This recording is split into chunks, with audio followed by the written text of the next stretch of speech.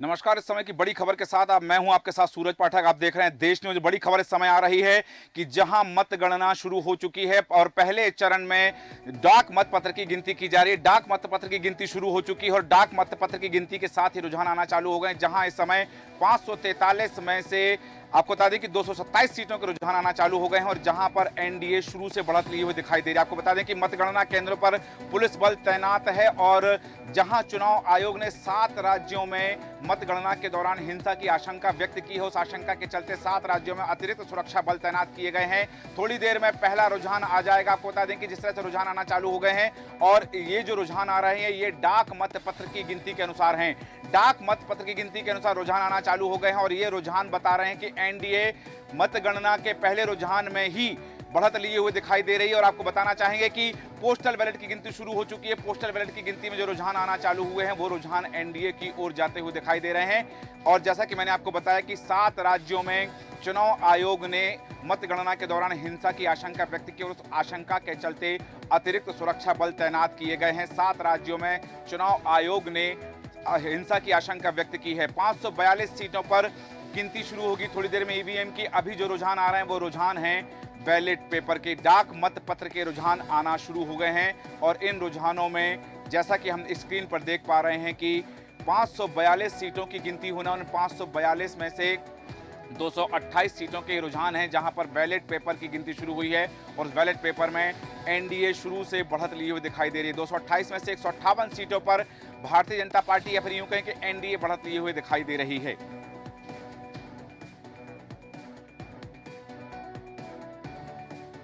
डाक मतपत्रों की गिनती शुरू हो चुकी है और विश्व के सबसे बड़े लोकतंत्र का महापर्व अपनी पूर्णाहुति की ओर है और ये पूर्णाहुति होनी है मतगणना के दौरान। मतगणना के दौरान होगी इस महायज्ञ की पूर्णाहुति और इस पूर्णाहुति में हम देखेंगे कि कौन सा दल सत्तारूढ़ होने जा रहा है, किसको कुर्सी मिलने वाली है, कुर्सी किसकी होगी, ये हम देखेंगे थोड़ी देर में। क्योंकि जैसा कि आशंका व्यक्त की जा रहा है, अनुमान लगाया जा रहा है कि यह अनुमान है कि 12 बजे तक रुझान स्पष्ट हो जाएंगे कि कहां जश्न मनेगा और कहां होगा मातम।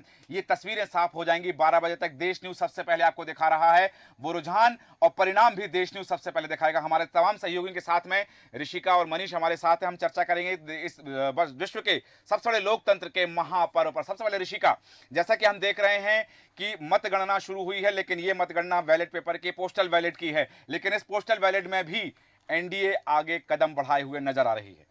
बिल्कुल ठीक कहा सूरज जी आपने, क्योंकि एनडीए की हम बात कर रहे हैं जब, तो एनडीए तो शुरू से ही बढ़त बनाए हुए है। चाहे हम एग्जिट पोल के आंकड़ों की बात कर ले या फिर आज जिस तरह से डाक मतपत्र के रुझान आने जो शुरू हो गए हैं उसकी बात कर ले।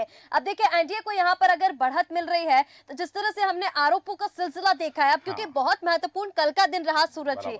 मतदान के बाद और परिणाम से ठीक पहले इलेक्शन कमीशन की प्रेस कॉन्फ्रेंस हुई और इस प्रेस कॉन्फ्रेंस में तमाम जो आरोप विपक्ष की ओर से लगाए गए थे, क्योंकि कल भी हमने चर्चा की, कहा गया था कि अगर बीजेपी को 300 से ज्यादा सीटें यहां पर मिलती हैं तो यानी ईवीएम में गड़बड़ी है। तो ईवीएम की गड़बड़ी को लेकर यहां पर विपक्ष की ओर से तमाम आरोप लगाए गए। पहली बार ऐसा हुआ जब मतदान के बाद और परिणाम से ठीक पहले इलेक्शन कमीशन प्रेस कॉन्फ्रेंस कर रहा है ताकि जनता के सामने कोई गलत नैरेटिव ना सेट हो। इसको लेकर इस बार हमने देखा कि इस चुनाव में बहुत कुछ ऐसा हुआ है जो पहली बार हुआ है। मनीष, जैसा कि चुनाव आयोग ने कहा कि हमने 100 प्रेस नोट जारी किए पहली बार किसी चुनाव में, और ये चुनाव बहुत कई मायनों में पहली बार है। जैसा कि सबसे पहली बात ईवीएम की बात हर चुनाव में होती है, लेकिन हम देख रहे हैं कि मतगणना से पहले ही ईवीएम को कटघरे में खड़ा कर दिया गया, पहली बात। दूसरी बात, क्या नरेंद्र मोदी पंडित नेहरू के रिकॉर्ड की बराबरी करेंगे? क्या जैसा कि हम देखते हैं कि जो तीसरी बार मुख्यमंत्री बनता है वो कुछ ऐसा करता है कि पूरी दुनिया में देश की चर्चा होती है, तो क्या कुछ होने वाला है? बिल्कुल ठीक है। और देखिए हैट्रिक की ओर बीजेपी शुरुआती रुझानों में ही दिखाई दे रही। देखिए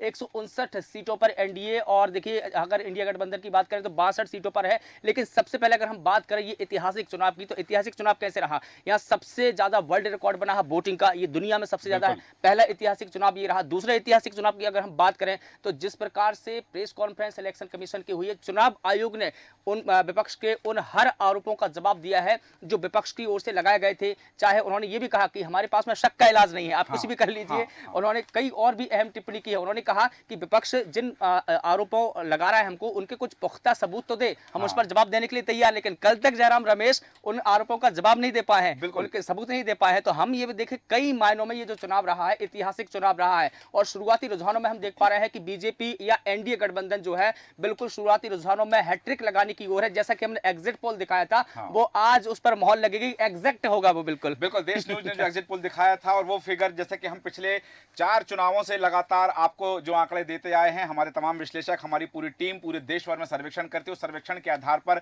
वो सर्वेक्षण के आंकड़े हम प्रस्तुत करते हैं, जिसे हम एग्जिट पोल नहीं एग्जैक्ट पोल कहते हैं। और वो एग्जिट पोल के आंकड़े कुछ देर में आपके सामने स्क्रीन पर होंगे, जो आंकड़े देश न्यूज ने अपने एग्जिट पोल में दिए थे। लेकिन ऋषिका, सबसे बड़ी बात है, जैसा कि आरोपों की बात हुई है, हालांकि आरोपों को सिरे से खारिज किया है चुनाव आयोग ने, लेकिन यहां एक बड़ी बात यह आई है कि यह पहला मौका था। हमने 1952 के बाद जो सारे चुनाव देखे हैं, उन चुनावों के जो आंकड़े देखे, उन चुनावों का जो विश्लेषण किया है, पहली बार है कि मतदान के बाद और मतगणना से पहले चुनाव आयोग को प्रेस कॉन्फ्रेंस करनी पड़ी और अपने ऊपर लगे आरोपों को सिरे से उन्होंने खारिज किया। हालांकि जैसा कि मनीष ने कहा अभी कि उन्होंने कहा है कि शक का इलाज नहीं होता है, लेकिन हमने देखा है 2004 के चुनाव, 2009 के चुनाव में यही भारतीय जनता पार्टी जो ईवीएम पर भी ठीकरा फोड़ती थी, और 2014 के बाद में वो शिफ्ट हो गया और वो ठीकरा कांग्रेस फोड़ने लगी है। कल हमने दिग्विजय सिंह को सुना, कल अखिलेश यादव को सुना, जैसा कि उन्होंने कहा कि यदि, अभी मनीष ने भी जिक्र किया कि 300 से ज्यादा सीटें अगर आती हैं तो ईवीएम में गड़बड़ी है, और यदि ये 300 से ज्यादा सीटें कांग्रेस की आ गई तो बिल्कुल ठीक कह रहे हैं सूरज जी। अब देखिए, यहाँ पर अगर ईवीएम को लेकर सवाल उठता है तो जैसे कि आपने बताया कि 2004 या 2009 की आप बात कर लें, तो 2014 से पहले भी भारतीय जनता पार्टी ही वही पार्टी है जिसने ईवीएम पर सवाल खड़े करना शुरू किया था। क्योंकि जब कांग्रेस में सत्ता थी तो बीजेपी ये कहती थी कि ईवीएम में गड़बड़ी है, इसलिए बार बार सत्ता में आ रही है। अब वही जो चीजें हैं पलट कर कांग्रेस के ऊपर आ गई है कि अब भाई कांग्रेस ईवीएम पर सवाल खड़े कर रही है। ईवीएम लाने वाली कांग्रेस ही थी। लेकिन कहीं ना कहीं जिस तरह से हमने आरोपों का, जैसे कि आपने पहले भी चर्चा की, मनीष जी ने बताया, आपने बताया कि बहुत सारी चीजें इस चुनाव में ऐसी हैं जो पहली बार हुई हैं और ऐतिहासिक रही है। मुद्दों से लेकर आप वोटिंग के रिकॉर्ड बनने तक की अगर आप बात कर ले, तो पहले और दूसरे चरण के हमने पहले देखा। अब देखिए, आज हम बात कर रहे हैं कि रिकॉर्ड बन गया, लेकिन पहले चरण में हम बात कर रहे थे कि वोटिंग प्रतिशत कम है, मतदाताओं में उदासीनता थी। तो कहीं ना कहीं ये जो खामियां हैं वो राजनीतिक दलों की भी है, और कहीं ना कहीं हमने देखा चुनाव आयोग भी, क्योंकि देखिए आप शादी सीजन कह लें या गर्मियों का सीजन कह लें। मैं एक बात कहना चाहूंगा कि यदि हम वोटिंग परसेंट कम देख रहे थे तो हम आकलन कर रहे थे 2019 से।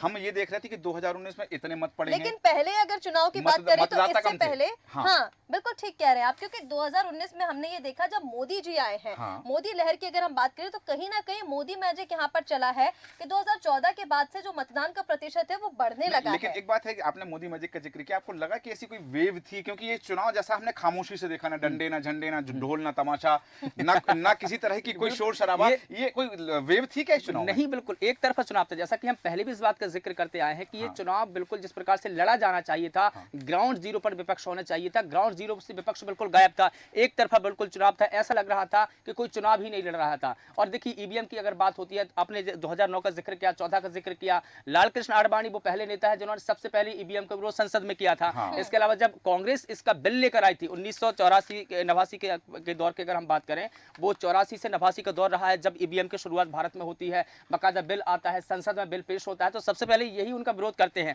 अब देखिए, अगर कांग्रेस, आपने कहा कि कांग्रेस अगर 300 से ज्यादा सीटें ले आती है तो कांग्रेस का क्या रुक होगा? तो देखिए, मीठा मीठा गप गप, कड़वा कड़वा थू थू, वो वाली बात हो जाएगी। यहाँ एक बात है कि जो हमारे हित का है वो हमें स्वीकार है, लेकिन ऋषि का एक बात है, बिल्कुल ठीक कहा आपने। चुनाव आयोग ने एक आशंका व्यक्त की है 7 राज्यों में। उन्होंने कहा है कि 7 राज्यों में मतगणना के दौरान हिंसा की संभावना, और उन 7 राज्यों में अतिरिक्त सुरक्षा बल तैनात किए हैं। इससे पहले देखिए, हम जब पोस्टल बैलेट की बात करते हैं, जब मतपत्र से मतदान हुआ करता था, मतपेटियां छीनने की, मतगणना के दौरान मतदान पत्र फाड़ने की, सारी चीजें घटनाएं होती थी। लेकिन अब जब ईवीएम पर गिनती हो रही है, तब हिंसा की आशंका व्यक्त करना चुनाव आयोग के द्वारा कितनी गंभीर बात है?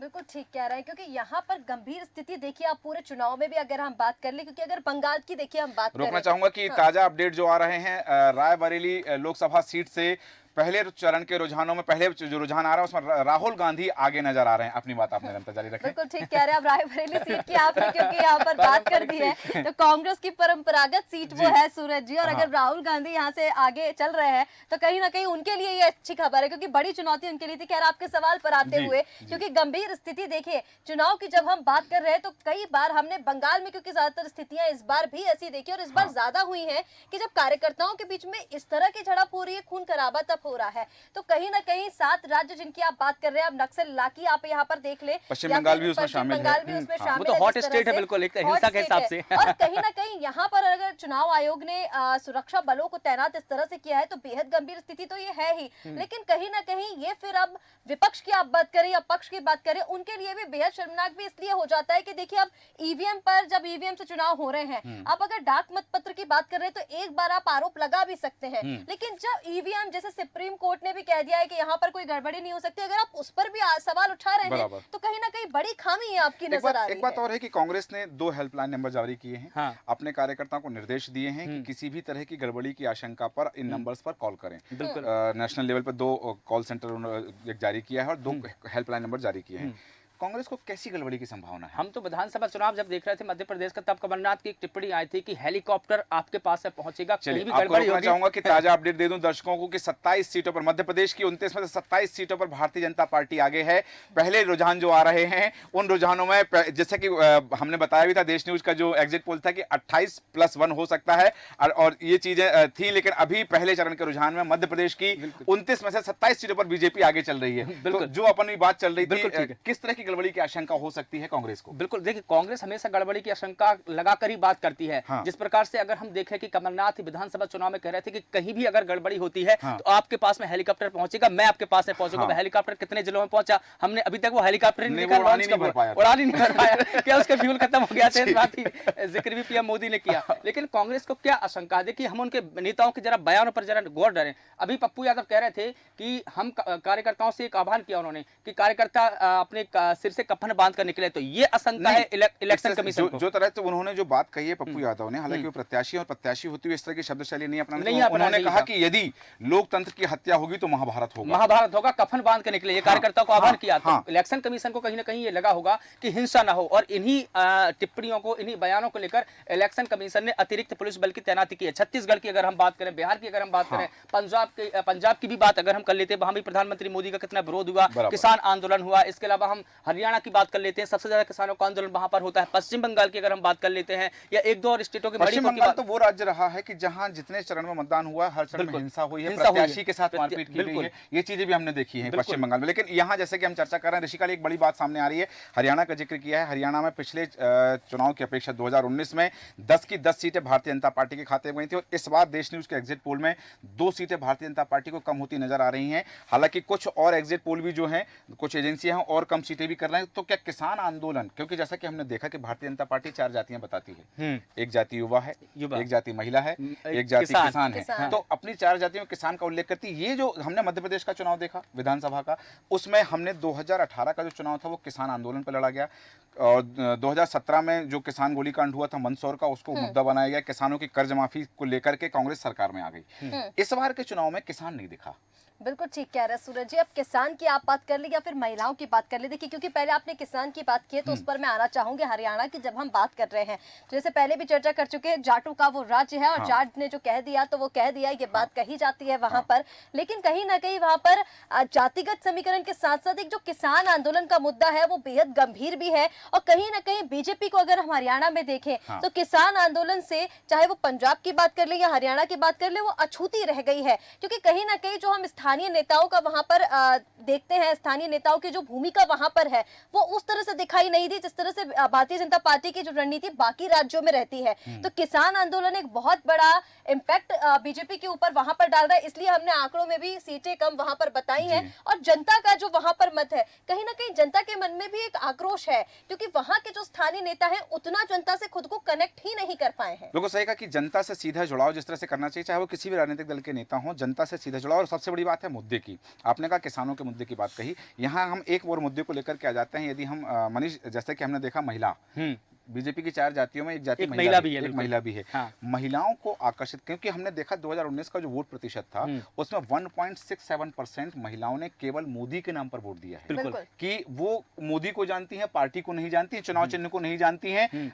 प्रत्याशी को नहीं जानती हैं। विधानसभा जीते उसी पर है। हाँ, हमने जैसे 2019 के लोकसभा चुनाव का जो परसेप्शन रहा है वो यही रहा कि 1.6% महिलाओं ने केवल और केवल मोदी को वोट दिया है। इस बार मंगलसूत्र की बात तो हुई है, संपत्ति की बात हुई है, बंटवारे की बात हुई है, लेकिन इन सब के बीच में हालांकि 3 करोड़ महिलाओं को लखपति दीदी बनाने के बाद मोदी ने कही है, वहीं कांग्रेस ने अपने न्याय पत्र में उल्लेख किया है कि हर महिला को हम 8,500 रुपये महीना देंगे। 1 लाख रुपए का भी उन्होंने जिक्र किया है, साल का कि 8,500 रुपये महीना और साल का 1 लाख रुपए हम देंगे। उसका चुनाव प्रचार भी किया गया, लेकिन आपको लगता है कि महिलाओं के मस्तिष्क पर चाहे लखपति दीदी की बात हो या 1 लाख रुपए महीना, ये असर होगा या मोदी असर होगा? देखिए, सबसे पहली बात अगर हम करें कि 2023 का जो विधानसभा चुनाव हुआ मध्य प्रदेश का, उससे थोड़ा सा कनेक्ट करके अगर देखें तो तस्वीरें बिल्कुल साफ हो जाएगी। 2023 का जो चुनाव है वहां एकदम से जब लाडली बहना योजना लॉन्च होती है तो महिलाओं का जो रुझान है बीजेपी को और कितना बढ़ा, वोटिंग परसेंट कितनी बढ़ी, ये कारगर साबित हुआ। वही पैटर्न अगर लोकसभा चुनाव का अगर हम देखें तो हर पार्टियों ने वही पैटर्न अपनाया हुआ है। मैं एक आंकड़े आपको रोकना चाहूंगा, चूंकि हम बात महिलाओं की कर रहे हैं और स्त्री शक्ति हमारे बीच में है, तो आप पीछे ना रहें, आप थोड़ा आगे आइएगा। मैं चाहूंगा कि आप ये ऐसा ना लगे कि हम आपको पीछे रखना चाह रहे हैं, ऐसा नहीं है। स्त्री शक्ति सदैव आगे है, सदैव आगे अपनी है। बात निरंतर रखें। बिल्कुल ठीक है। और आधी आबादी पूरा हक की बात की। देखिए, जो पैटर्न मध्य प्रदेश का था वही पैटर्न हम लोकसभा चुनाव पर भी देख रहे हैं, लेकिन एक आंकड़े, एक रिसर्च बताती है कि जो 2029 का लोकसभा चुनाव होगा तो महिला वोटरों की संख्या 49 करोड़ होगी और पुरुष मतदाताओं की संख्या 46 करोड़ होगी, यानी 3 करोड़ कम होगी। तो ये आंकड़े हम उससे भी कनेक्ट करके अगर देखें तो महिलाओं के मुद्दे हमेशा ही राजनीति के केंद्र में रहे, चाहे स्टेट की राजनीति हो या सेंटर की राजनीति हो। महिलाओं के मुद्दे के साथ साथ महिलाओं सबसे का ज्यादा अपमान भी किया गया, अपमान तो महिलाओं के ऊपर टिप्पणियां भी की गई। अब आप बीजेपी की बात करें या कांग्रेस की, श्रीनेत की बात सुप्रिया श्रीनेत की हम बात कर रहे हैं, चाहे आप ये राधिका खेड़ा की आप बात कर ले, इनकी आप बात कर लीजिए, विक्रमादित्य सिंह जो कहते हैं, उनकी माँ जो कहती है, इन सब की बात कर ले, तो महिलाओं का मुद्दा तो सदैव रहा, चाहे वो विधानसभा चुनाव हो या लोकसभा चुनाव। लेकिन फर्क इतना रह गया कि विधानसभा चुनाव में महिलाओं को सम्मान दिया गया और लोकसभा चुनाव में हमने अपमान दिया। दूसरी बात ये भी है, हमने एक बात देखी राजस्थान में, जो एनसीआरबी के आंकड़े आए थे 2023 के, 23-24 के जो आंकड़े जारी किए थे, तो विधानसभा चुनाव में इस बात को बहुत प्रचारित किया गया कि राजस्थान में महिलाओं का नंबर 1 है। और मुझे लग रहा था कि भारतीय जनता पार्टी, चूंकि अब बीजेपी की सरकार है, तो वहां पर वो जब हुआ था कांग्रेस की सरकार में, शासनकाल में हुआ था, इस बात को प्रचारित करी, लेकिन राजस्थान में इस मुद्दे को इस बार छुआ नहीं गया। बिल्कुल नहीं छुआ गया। राजस्थान की तस्वीरें कुछ जुदा है। वहां की जो तस्वीरें अगर हम देखें कि 25 लोकसभा सीटें हैं, वहां पर एनडीए इस बार है ना कम सीटें लेकर आएगी। ये आंकड़े हमने सर्वे में भी इस बात को बताया है। लेकिन देखिए, हम महिलाओं की जब अगर बात कर रहे हैं तो महिलाओं के जो बहस का मुद्दा है हमेशा राजनीति के केंद्र में रहा, लेकिन किस पार्टी ने कितना भुनाया ये भी हम देख रहे हैं। सबसे ज्यादा भुनाने वाली पार्टी ही बीजेपी है, सबसे ज्यादा सम्मान देने वाली ही पार्टी बीजेपी है। अगर हम उनको आर्थिक रूप से देखें या सामाजिक रूप से देखें, हर तौर पर बीजेपी ने महिलाओं को सम्मान देने की बात की। मणिपुर का मुद्दा भी याद रखना होगा और संदेश खाली भी हमें याद रखना होगा, क्योंकि मणिपुर की अगर हम बात कर रहे हैं तो विपक्ष उसी को लेकर बीजेपी के ऊपर हावी है कि आप मणिपुर पर क्यों नहीं बोले, प्रधानमंत्री वहां पर क्यों नहीं गए। तो कहीं ना कहीं जब आप महिलाओं के सम्मान की बात करते हैं, अगर आप महिलाओं के मुद्दे को राजनीति के केंद्र में रखते हैं तो मणिपुर पर बोलना भी जरूरी है, और संदेश खाली को तो फिर बुनाया ही गया है। हम ये भी देख सकते हैं कि राहुल गांधी की जो दूसरे चरण की न्याय यात्रा थी, भारत जोड़ो न्याय यात्रा, मणिपुर से शुरू, इम्फाल से उसको शुरू करने का उद्देश्य, हालांकि इम्फाल से अनुमति नहीं मिली थी, दंगे चल रहे थे, तो लेकिन मणिपुर से शुरू किया। इम्फाल जो राजधानी वहां से शुरू ना करके दूसरे नगर से शुरू किया, लेकिन शुरू किया उन्होंने मणिपुर से। यहाँ एक बड़ी बात आ जाती है कि जिस तरह से हम बात कर रहे हैं कि चुनाव परिणाम जो आएंगे हमारे सामने, और रुझान जो हम देख पा रहे हैं कि रुझानों में जिस तरह से पहले चरण का जो रुझान हमारे सामने आ रहा है कि 254 सीटों पर, 405 सीटों पर बैलेट पेपर के जो रुझान हमारे सामने आए हैं, उसमें 200 मतलब 50% से ऊपर, जैसे हम देख पा रहे हैं कि 254 बहुमत के आंकड़े से थोड़े ही कम है। बिल्कुल हालांकि वो मैजिक फिगर तो हम 2 बजे के बाद देखेंगे, लेकिन यहाँ एक चीज और देख रहे हैं कि ये जो मैजिक फिगर आ रहा है, यदि हम सर्वेक्षण को सही माने, एग्जिट पोल को सही माने, इसमें हमने एक चीज और देखी। भारतीय जनता पार्टी ने, हालांकि जो घटनाक्रम था वो विधानसभा चुनाव के समय था, जब राज्यों के विधानसभा चुनाव, लोकसभा चुनाव से बहुत पहले कर्नाटक में कांग्रेस की सरकार ने राज्य विधानसभा में एक प्रस्ताव पारित किया, 4% ओबीसी आरक्षण को दे करके मुसलमानों को पारितोषित किया। लोकसभा चुनाव में प्रधानमंत्री नरेंद्र मोदी ने पहली बार मुसलमानों का जब नाम लिया, तब उन्होंने यही शब्द कहे कि पिछड़ों का लाभ जो है, पिछड़ों का हक छीनकर ये सरकार मुसलमानों को दे रही है। मुसलमान शब्द पहली बार यहाँ से आया। बिल्कुल ठीक कह रहे हैं। अल्पसंख्यकों की आप बात कर ले या फिर जैसे आपने मुसलमानों का, क्योंकि हाँ। कर्नाटक की आप बात कर रहे तो दर्शकों को भी बता दें कि दो समुदाय वोकालिंगा और लियांगत, हाँ। इन दोनों समुदाय के 2-2% आरक्षण काटकर और मुसलमानों को दे दिए गए, हाँ। अल्पसंख्यकों को दे दिए गए, और यहीं से मुसलमानों का जो मुद्दा उठा वो पूरे चुनाव में हम देख हालांकि रहे हैं। लिंगायत को लेकर के विधानसभा चुनाव में भी बहुत सारी चर्चाएं हो चुकी थी वहां पर। हुई, हाँ। लेकिन जो 4% आरक्षण यहाँ पर दिया गया सूरज जी, हाँ। अब मुस्लिम तुष्टीकरण की जो आप राजनीति की बात करते हैं, धर्म के आधार पर जो राजनीति की बात करते हैं, कहीं ना कहीं विपक्ष जो है वो मुद्दा देता है। हाँ। विपक्ष ने वो मुद्दा इसलिए दिया देखिए- और बीजेपी वहां पर हावी हुई। लेकिन अब आरक्षण को लेकर और राजनीति को लेकर जिस तरह से बात कर रहे हैं, अब आप देखिए बीजेपी ने उसे हर राज्य में भुनाया, वो हर राज्य में पश्चिम बातें। बंगाल में पश्चिम 5 बंगाल में, लाख हाँ। ओबीसी सर्टिफिकेट कैंसिल कर और दिए उसके गए। बाद जिस तरह से मुख्यमंत्री ममता बनर्जी ने इसको वो किया कि हाँ। हम इसको खारिज करते मैं हैं, नहीं हम मानूंगी, मानते। नहीं मानूंगी, नहीं हाईकोर्ट का मानूंगी। फैसला नहीं मानूंगी। जनता के मन पर वो असर डाला है। देखिए, कहीं ना केंद्रीय कहीं। गृह मंत्री अमित शाह ने इस पर बयान दिया। उन्होंने कहा कि संविधान में इस बात का कोई जिक्र नहीं है कि किसी भी समुदाय को धार्मिक आधार पर आरक्षण दिया नहीं जाए। उल्लेख। तो अब किस लिहाज से दे रहे हैं? उल्लेख ही नहीं उस बात में। यहाँ तो एक- वो संविधान की बात का जिक्र करते हुए इस बात को कह रहे थे, लेकिन ये गलत है। एक तरीके से देखें कि धार्मिक आधार पर अगर किसी को आरक्षण दिया जा रहा है तो संविधान इसकी इजाजत नहीं देता है। बीजेपी हमेशा ये कहती आ रही है कि बीजेपी जो पार्टी है वो संविधान चलिए, के ये अनुरूप कार्य 289 करती का है। आंकड़ा हो गया रुझानों में, बिल्कुल। 467 से जो बहुमत के आंकड़े को क्रॉस कर देता है, ये पहले रुझान है जो बिल्कुल। मैजिक फिगर से ऊपर जा रहा है। और एक चर्चा जहां हमारी शुरुआत जरूर हुई थी, लेकिन उस पर हम ज्यादा चर्चा नहीं कर पाए। बिल्कुल। मैं वापस उस मुद्दे पर आना चाहूंगा, जयराम रमेश। जयराम रमेश। एक बात कि 150 डीएम को अमित शाह ने फोन किया, किस नंबर से फोन किया और जिस नंबर पर फोन किया वो 150 नंबर कौन से हैं, क्योंकि आज तकनीकी के युग में हैं हम। और जब हम एक देखते मिनट हैं में पता चल सकता है उनकी कॉल डिटेल अगर निकालें। इलेक्शन कमीशन ने जब कहा उनसे कि आप 3 बजे तक सबूत लेकर आ जाइए, हाँ। तथ्य लेकर आ जाइए, तो शाम वो तक नहीं कुछ- लेके आए वो। तो शाम तक भी नहीं लेकर आ पाए। तो आप इससे ये समझिए कि विपक्ष किस रणनीति पर काम कर रहा है। अब सलाहकार ले लें, चाहे उनके जिन्होंने इस्तीफा तो दे दिया है, लेकिन हाँ। उनकी जो सलाह है वो अभी तक कांग्रेस के दिमाग में है। लेकिन अब जिस तरह से जयराम रमेश कांग्रेस नेता ने ये कहा, हाँ। मणिशंकर अय्यर को ले लीजिए, हाँ। तो तमाम जो विपक्ष की रणनीति रही है वो हमने देखा है कि जनता की जब हम बात करते हैं तो कहीं ना कहीं उनकी भावनाओं को ठेस पहुंचाने वाली रही है।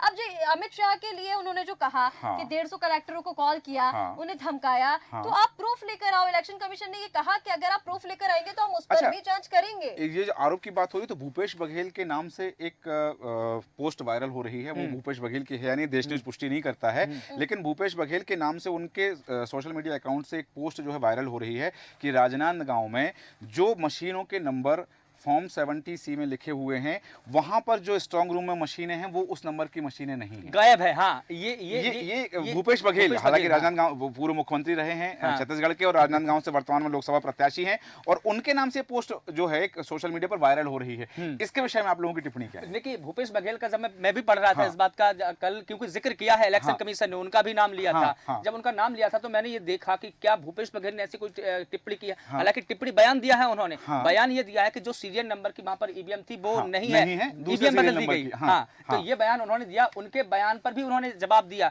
कि ऐसा हो ही नहीं सकता है। तो कहीं ना कहीं कांग्रेस के नेताओं के जो बयान देखे, एक पूरे मुख्यमंत्री है, औहदा है आपका, संवैधानिक हाँ, पद पर आए, हाँ, कम से कम सोच समझकर तो आपको बात करनी चाहिए। कैसे हो सकता है सीसीटीवी कैमरे लगे आप वहां पर? हाँ। इसके अलावा 3 लेयर में सुरक्षा की जा रही है जो हमारे वो रूम थे। बराबर। तो हम ये देखें कि जो कांग्रेस के नेताओं के जो बयान रहे कहीं ना कहीं ऐसे रहे हैं कि वो एक तो आरोपों भरे रहे हैं, कहीं ना ये जनता को कहीं- ठेस पहुंचाने वाले कहीं रहे ना हैं। कहीं जिस तरह से, क्योंकि भूपेश बघेल पूर्व मुख्यमंत्री रहे हैं और राजनांदगांव से, क्योंकि वो चुनावी मैदान में भी हैं, अगर उन्होंने इस तरह के आरोप लगाए हैं जी। तो जैसे कि हमने पहले कहा कि हम तो उस सबूत पोस्ट तो की उन्होंने भी पुष्टि नहीं दिए। करते हाँ, हैं। लेकिन सबूत तो इलेक्शन उन्होंने भी नहीं कमीशन दिए ने ना। अगर कहा कि इस तरह की अगर कोई गड़बड़ी है, वैसे तो पॉसिबल नहीं है, लेकिन हाँ। अगर इस तरह की गड़बड़ी है तो आप सबूत लेकर आओ। अगर ऐसा कुछ सच है तो फिर भूपेश बघेल सबूत लेकर क्यों नहीं बिल्कुल, पहुंचे? हालांकि ये जो बिंदु हैं जिन पर हम चर्चा कर रहे हैं ये अंतहीन है, लेकिन हालांकि इनका अंत कुछ देर बाद हो जाएगा। ये अंतहीन चर्चाएं हैं, लेकिन इस अंतहीन चर्चा को भी विराम मिलेगा कुछ देर बाद जब परिणाम आ जाएंगे। और चुनाव आयोग ने स्पष्ट कर दिया है कि हम किस तरह की तैयारी के साथ हैं, विश्व रिकॉर्ड बना है। और मैं पुनः आग्रह करना चाहूंगा पूरे देश की जनता से, देश न्यूज के माध्यम से, कि शांति बनाए रखें, क्योंकि यह मतदाता ने फैसला सुनाया है। और जब राजनीतिक दल मतदाता को भगवान मानते हैं कि ये जो मतदाता रूपी भगवान है और भगवान रूपी जनता है, जनता का दिया हुआ फैसला शिरोधार्य होता है। किसी भी तरह की अफवाहों में ना आए, किसी भी तरह की इस तरह की अफवाहों के शिकार ना हो कि आप किसी अफवाह का शिकार होकर के कोई कदम उठाते हैं। तो स्वाभाविक बात है कि हम लोकतंत्र के देश में निवास करते हैं, कानूनी व्यवस्था है, आप अपने विवेक से काम लें। किसी भी राजनीतिक दल के आप समर्थक हैं, जैसा कि कहा गया है, सभी राजनीतिक दलों ने अपील की है कि शांति बनाए रखें और जो परिणाम आएगा और भगवान रूपी जनता का यह जो परिणाम है वह सबके लिए शिरोधार्य होगा। हालांकि और बिंदु है हम जिन पर चर्चा करेंगे निरंतर, लेकिन अपने खास मेहमानों के साथ हम वर्तमान चर्चा को हम विराम देंगे। बने रहें देश न्यूज के साथ। नमस्कार। नमस्कार।